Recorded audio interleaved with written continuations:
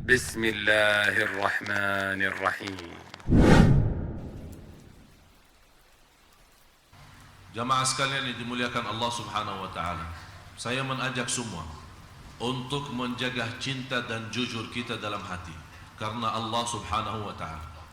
Dan itulah dua hal ini yang menjaminkan kita mendapatkan manisnya iman. Wallahi jamaah sekalian, dunia ini sangat indah bagi orang mukmin kalau dia bisa tahu bagaimana jalan mendapatkan ridha Allah Subhanahu wa taala. Dan selalu saya sampaikan, kalau kita bisa mendapatkan ridha Allah, sungguh semuanya beres. Itu yang perlu kita selalu targetkan dalam kehidupan kita. Dan terbukti, inna salati wa nusuki wa mahyaya wa mamati, hidupku saudara total lillah. Kalau kita menjadikan hidup kita lillah, harta kita lillah, nyawa kita lillah, waktu kita lillah, semua yang kita miliki lillahi ta'ala, karena memang semua dari Allah. Sehat dari Allah, harta dari Allah, keturunan dari Allah. Waktu yang kita manfaatkan dan kita bisa mengisi yang terbaik, memang waktu itu juga dari Allah. Dan kita semua mengarahkan kepada Allah, Allah jaminkan juga kematian menjadi indah. Jadi bukan hidupnya jadi indah, mati pun jadi indah. Dan terbukti bagaimana orang salih saat kematiannya, Allah sibarkan berita mereka sedunia. Imam Ahmad Hanbali disalati jenazah lebih dari 2 juta orang. Saat beliau hidup, banyak orang yang fitnah beliau. Sampai sebabnya fitnah, dizalimi dan masuk penjara. Dan dia tidak punya kesempatan menghadap khalifah supaya dia jelaskan apa sebenarnya. Tapi itulah perbuatan kezaliman. Tapi beliau tetap sabar. Padahal imam ulama besar, dia boleh berkata kepada masyarakat yang begitu antusias dan begitu mereka cinta kepada beliau, bisa merubahkan banyak hal.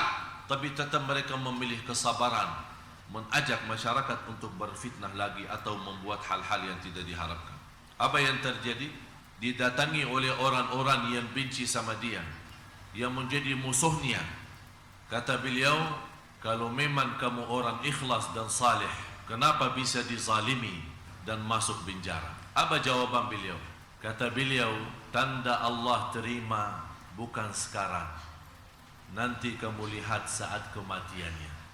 Nanti kamu lihat saat kematiannya, siapa yang mati dalam keadaan indah. Subhanallah, apa yang terjadi? Musuhnya Imam Ahmad Hanbali saat kematian, tidak ada yang urus sama sekali. Sampai anaknya pun ditinggal, dibiarkan. Akhirnya karena jenazah tidak diurus, malah keluar bau sampai orang tidak tahan di rumah, dibuang di padang pasir. Imam Ahmad Hanbali disalati 2 juta orang. Saking banyak orang yang salat, tidak sempat saat salat disalati, orang datang bergiliran ke makam Imam Ahmad Hanbali salat. Dari waktu salat subuh sampai isya masih jamaah antri salat jenazah. Allah telah janji orang yang sempurna iman dalam kehidupannya, dan dia menjaga cinta dan ikhlas, menjaga cinta dan jujur, dan menjadikan hidupannya segalanya lillah, Allah jaminkan kematiannya juga akan menjadi yang terindah. Jemaah sekalian, mesti kita ingat, semua akan kembali kepada Allah. Hari ini, besok, lusa, 1 tahun, 2 tahun, semuanya akan kembali dan akan hadap kepada Allah. Dan semua akan bertanggung jawab atas perbuatannya. Perbuatan lidahnya, perbuatan tangan, kaki, apapun, semua akan terhitung. Dan Allah Subhanahu wa ta'ala tidak pernah lupa perbuatan kita, walaupun kita sendiri lupa. Alhamdulillah, kita bersyukur kepada Allah karena kita semua memiliki Tuhan yang maha baik, yang maha kasih sayang. Biarpun berapa dosa kita, dengan istighfar, taubat, bagi Allah gampang mengampuni dosa semua. Buktinya surat Az-Zumar ayat 23 dan seterusnya.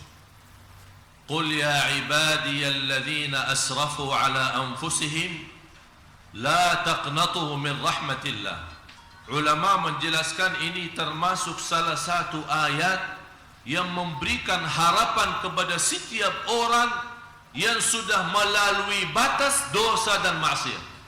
Berapa sih dosa kita? Biarpun dosa kita sebunuh bumi, masih diberikan harapan diampuni Allah selama kita cinta dan jujur saat bertaubat.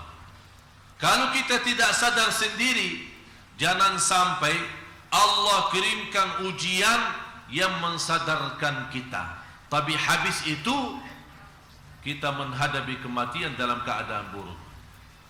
Mesti kita mengambil pelajaran daripada orang lain, tapi jangan sampai Allah jadikan kita pelajaran bagi orang lain. Itu paling buruk. Kata ulama, hamba yang paling buruk Allah jadikan pelajaran bagi orang lain. Jadi Allah celakakan dia, Allah hina dia, Allah menjadikan dia sengsara, tersesat, tidak bisa apa-apa, tapi mensadarkan orang lain. Itu paling buruk hamba seperti itu.